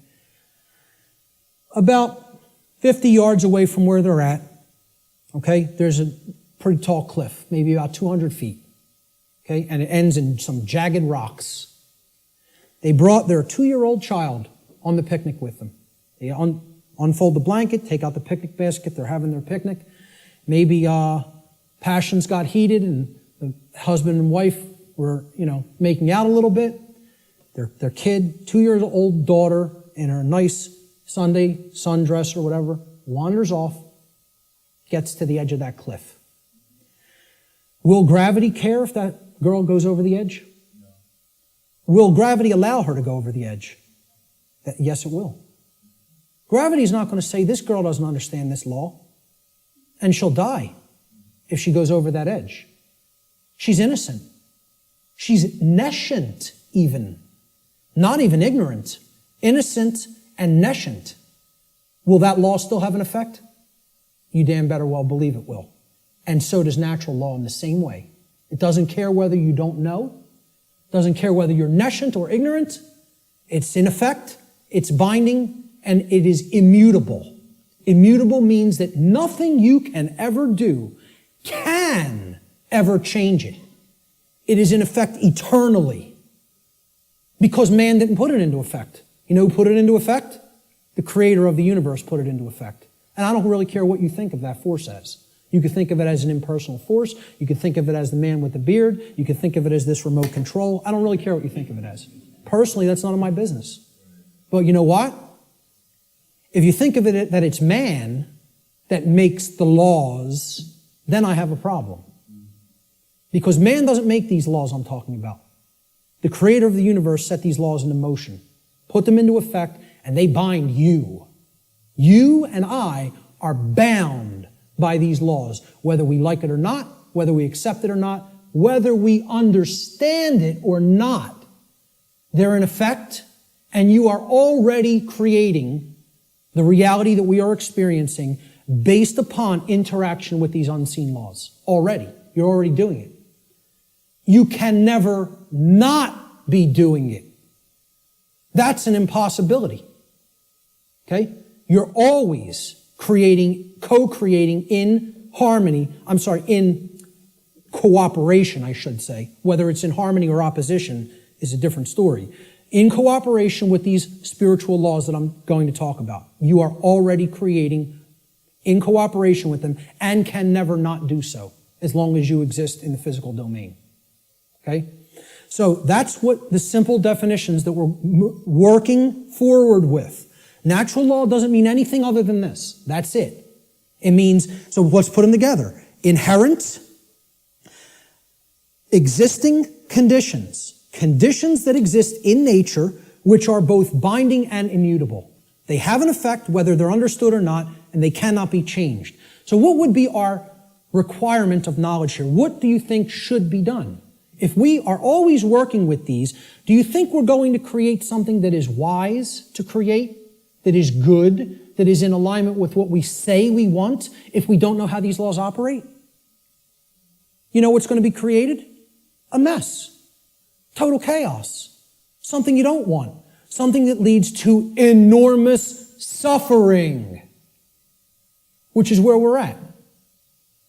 If, on the other hand, you have that knowledge of how these things work, then you align your behavior to them, you're going to create a whole new different ballgame. And then you're going to not have self-inflicted suffering. Okay? That's what this is all about. So let's give a working definition. This is what I call the soundbite, right? People say, well, tell me what natural law is, Mark. You have a few days? Maybe a large portion of the day like we're going to cover today. Maybe. Some people will get it. Okay? But really, you need to devote a large amount of time to studying this, understanding it, reading about it, and even experimenting with it. This is not an untestable hypothesis. Okay? And it's not a hypothesis. It's actually a law. But it's not untestable. You can test it. You can apply all the scientific methodologies to natural law. Same thing. Gather your information, observe, hypothesize, observe, test the results, publish the results. That's scientific methodology. The scientific methodology will be borne out for everything I'm talking about in this presentation if it is applied. Because this is not a religion. This is not some New Age mumbo jumbo. This is a science. It is a science that constitutes knowledge of how laws that are existent, in operation, and immutable in this universe work, and how we are creating what we experience in conjunction with these operating laws. And man didn't put them into effect. Whatever created this universe put them into effect. I'm not here today to tell you what that is. Your job in your own personal experience is to get in touch with what you feel that is. I'm not here to tell you what that is. Now, I'm not here to tell anybody what that is. But my whole point is it created these laws, and they're in effect. And if you want to stop suffering, and if you want the human condition to change, you have to understand how these laws work. There is no way around that. Knowledge of these laws is required. And this is what people in the so-called New Age movement and in religious communities and in other communities don't want to acknowledge. They don't want to acknowledge that work is required. So let's give a working definition for natural law, my soundbite variant, okay? I tell people who want the 6 o'clock news edition of what natural law is, okay? Natural law is universal, non-man-made, binding, and immutable conditions that govern the consequences of behavior, and specifically, at least on this planet, human behavior. I would say in the universe, it governs the behavior of all intelligent beings. Intelligent beings. Okay? Natural law is a body of universal spiritual laws which act as the governing dynamics of consciousness. The governing dynamics of consciousness. That's the working definition. Let's look at the dynamics between discovery and belief, the difference between discovery and belief. Because again, natural law is capable of being discovered, understood, and harmonized with. Now, does that sound like a religion?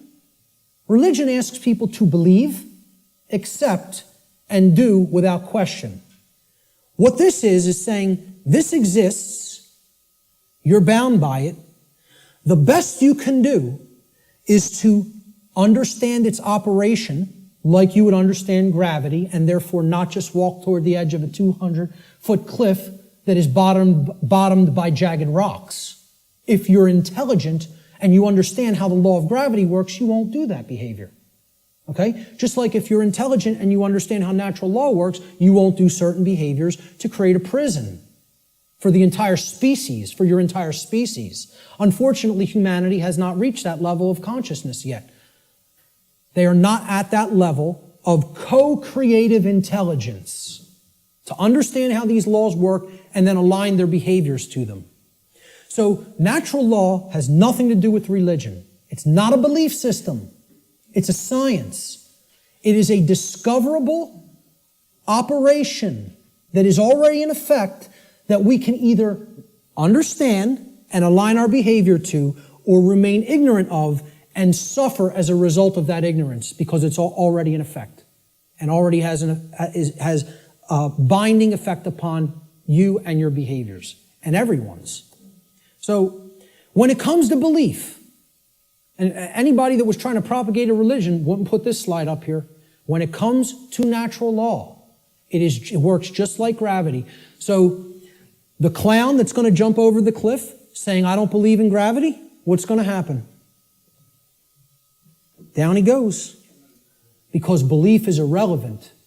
Because natural law does not care about you. It does not care about you. It is in effect, no matter what you do, deal with it. And people don't want to hear that. And I recognize this. I recognize I'm not telling anybody anything they want to hear. If I wanted to sell a lot of stuff, if I wanted to be real popular, I'd come up here and I'd tell you exactly what you want to hear, and then I'd be making $50,000 a presentation like Wayne Dyer does. Okay? And that is his fee. I know because I've actually had some people speak to his management. That's what a new age presenter gets. You know what I ask for? 0. I don't even ask for a stipend because I don't even care about fake money. I care about making real money. Real one eye. The word money is actually one eye. And people don't even have said it 1 billion times in their life and never recognize what they're saying is one eye. And it's the symbol of the one eye, which represents spiritual enlightenment, is plastered all over the $1 bill. Okay? Well, this is the one. See, I tell people, I'm a poor man when it comes to the fake money, but I'm very rich in the real stuff. The real thing, I have tons of. The fake stuff, I don't do so well with, and I don't care. It's not what I'm concerned about. I know it's fake. Okay? So I don't ask for a stipend when I present. I tell whoever's setting up the presentation, pay for my travel and lodging. Hook me up with a dinner or whatever. That's it. I'll come out and speak anywhere. Okay? The point is, if I was trying to appeal to somebody's ego and what they wanted to hear, I would tell you your beliefs are very important. Your beliefs shape. And they do shape your reality. In a negative way, if you don't align yourself with truth and you want to stay attached to a belief system because you prefer it over what's real, okay? So when it comes to natural law, I'm not telling people don't believe in yourself. People will say, there's forms of belief that are good. Yeah, I acknowledge that. I understand that. Believe in yourself. Believe in your own ability to come to this understanding of information like this. But I'm explaining when it comes to a law that is existent in the universe, your belief doesn't matter. It's irrelevant. The universe doesn't care what those parents at that picnic whose child just went over the cliff believed. It doesn't care whether that girl doesn't know how gravity works. It's going to have an effect. You act a certain way, like a computer. Boom, you put this in, here's how you program this, that's what has to come out. Invariably. Invariably. It is nothing personal. Natural law is not a personal force. It is an impersonal force. That every single mystery tradition and occult tradition that has actually wanted to share this knowledge with people has been telling people about and attempting to tell people about since time immemorial. It is an impersonal force. It does not care about you. It does not worry or care in the slightest bit whether you understand it or accept it or not. It is in effect, you are bound by it, the end, and stop crying in your milk over it. That's it. No one wants to hear that. And I'm not so naive that I recognize people don't want to hear that I don't recognize that. I do recognize that. Believe me, I realize the wall I am up against in saying this. I get it fully. Fully. If I wanted to blow smoke up people's rear ends, I'd come up here and I'd say, the universe cares about you and what you believe. And it's going to gauge that, it's going to look at all that, and it's going to tabulate it, and it's going to say, well, what did he believe when he took this action? It's not going to say that. It's going to say, is this what happened? Yes or no? Yes? Here's the result. That's it. Unwaveringly and invariably. The human ego has a hard time with that. There was some popular TV show, I don't even remember what it was. Barb had downloaded it, and she was watching an episode, and it said, humanity's greatest fear is that truth is absolute. And I usually don't bother watching any television, okay? I downloaded a couple of shows to watch them because they're allegories, and I want to pick apart the allegory. But I wasn't even watching this one, but I heard it, and my head snapped around. Whoa, that came through a network television show? How'd that happen? Humanity's greatest fear is that the truth is absolute. The ego has a hard time with the concept of any absolutes. It loves relativism. That's another part of the big trap of where we're at. Relativistic ideas, and especially when it comes to morality. We're going to talk about moral relativism. But the concept here is natural law does not require your belief to be in effect, no more than gravity requires your belief to be in effect. Okay?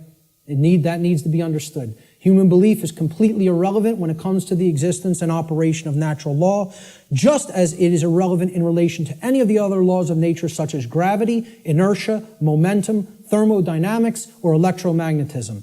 Similar to such other phenomena of nature. The workings of natural law require no belief in order for them to be discovered and known.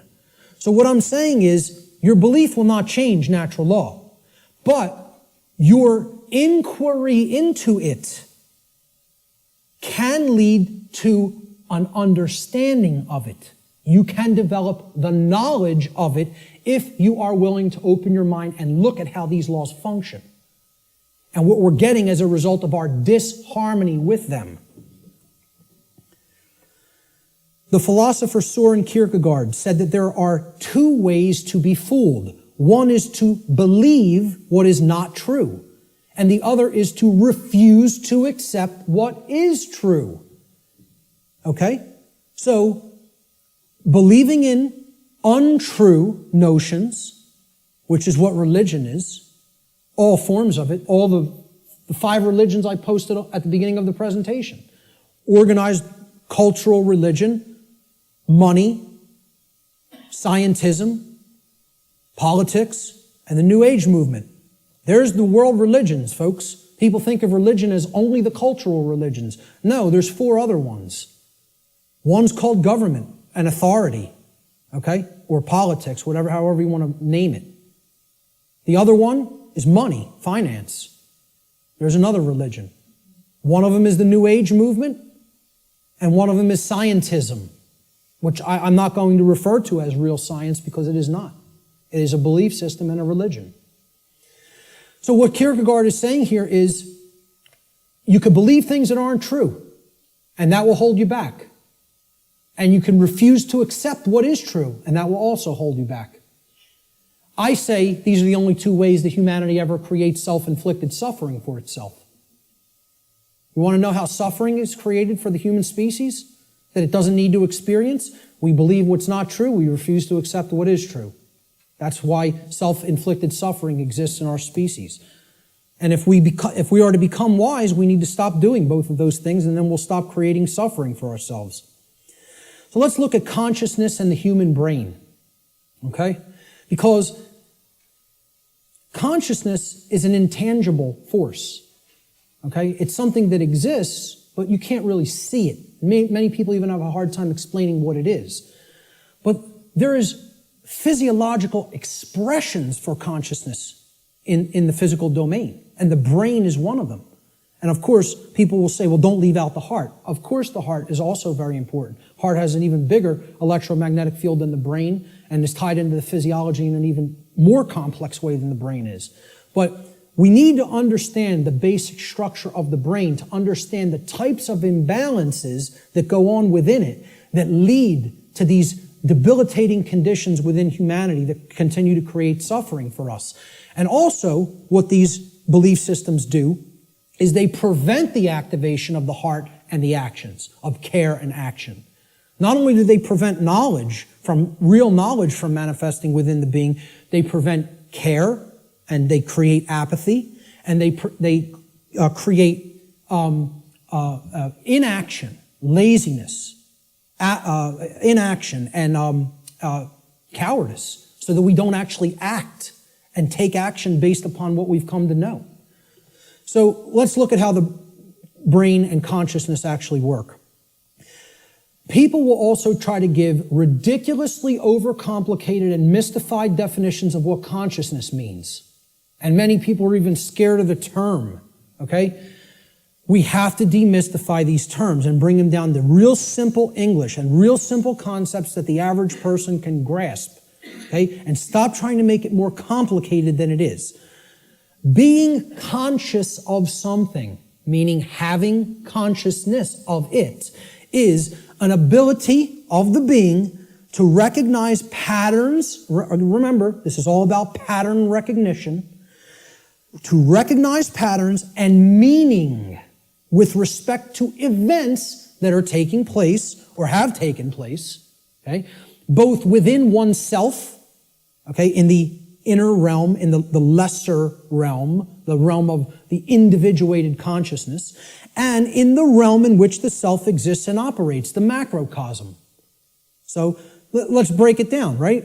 Ability of a being to recognize patterns and meaning with respect to events taking place within oneself, the microcosm, and in the macrocosmic world, the world at large. And the events taking place is the truth. So it's our ability to accurately perceive truth of what has happened and what is happening. That's consciousness. That's consciousness. And it's made way overly complicated by people. It's mostly made overly complicated in the New Age movement, again, which I can't stress enough how big of a deception it is. For people, really have to go and check out my work on the New Age deception. Okay? It's on my website. It's in the video section, and it's in the podcast section. And it's a 7-hour presentation. But I'm telling you, it will be as worthwhile for you to check out as this seminar. So, that's what consciousness is. Now, how does consciousness express? There's a difference between what it is and how it expresses in our life. Consciousness expresses. I ask people, just tell me, what are the ways you could ever make yourself known to any other being? How can any other being come to know who you are in this incarnation, in this physical manifestation? How could they possibly come to know you? How could you manifest yourself or make yourself known to them? And there's only 3 ways: thoughts, emotions, and actions. Okay? And I would say speech falls into the line of the combination of thoughts and emotions. And speech is also a form of action. I'm using force to, make the air flow over my vocal cords to make sounds come out so that you can hear what the concepts I'm trying to express. So it is a form of action. And it derives from what we have thought up to this point and the emotions that we have, and we could express it through speech. So thought, emotion, and action. Thought you have to look at as the creative force that is the expression for consciousness within the individual. Okay? So it's a neutral force. You don't look at your thoughts as masculine or feminine, do you? But you do look at them as creative forces. In order for anything to manifest in the physical domain, it had to first exist as a thought. This computer, somebody had to envision all the parts, how it works, how it's put together. Okay? This camera equipment, the clothes you're wearing, the seats, everything that exists had to first exist in the realm of thought. Had to. By law. Then it comes into physical manifestation through action. Your emotions are a polarized component, you could look at it as. It is a feminine aspect of consciousness. Because other people don't feel your emotions, they could perceive or sense them. You're the one who's feeling the emotions in your physiology. It's an internal expression. You feel emotions inwardly. Inside in the physiology. Hence, this is a feminine expression for consciousness. It is something that is not externalized and put out. It is something that is felt within. So the emotions in the mind-body-spirit connection are the spirit in which we do something. Okay, so that's the feminine force or the spirit. Of course, thoughts are within our mind, hence that's the mind component of the consciousness. Then there's a marriage between them. Okay, so you could look at thoughts as the creative essence, which then blends with or marries to the feminine. Now, see, we're getting into a notion that is taught in many different religious traditions. It's called the Trinity.